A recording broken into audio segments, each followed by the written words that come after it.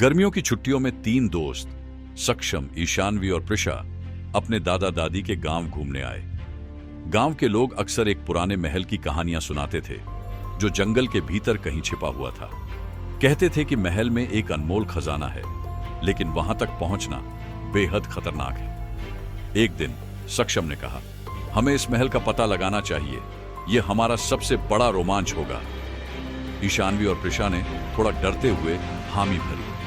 सुबह सुबह वे खाने पीने का सामान और एक नक्शा लेकर निकल पड़े। नक्शा उनके दादाजी ने दिया था, जो कई साल पहले खुद उस महल तक पहुंचने की कोशिश कर चुके थे।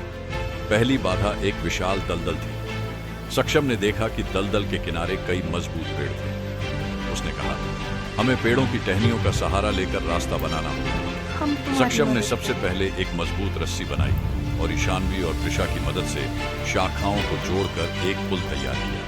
उन्होंने धीरे धीरे दलदल पार किया। आगे चलकर उन्हें एक गुफा मिली जिसमें बहुत सारे चमगादड़ थे।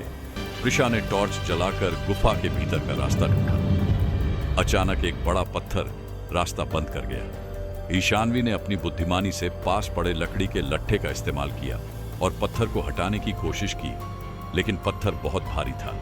तब सक्षम ने अपनी ताकत लगाई और पत्थर को धक्का देकर रास्ता साफ कर दिया। महल के करीब पहुंचने पर उन्हें एक बड़ा लोहे का दरवाजा मिला। दरवाजे पर एक पहेली लिखी थी, वह क्या है जो सबके पास है लेकिन कोई उसे देख नहीं सकता।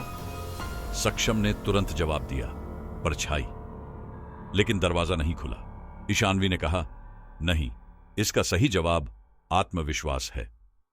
जैसे ही उन्होंने यह कहा, दरवाजा खुल गया। महल के अंदर एक बड़ा कक्ष था जहां सोने के सिक्के, हीरे और कई प्राचीन वस्तुएं थीं।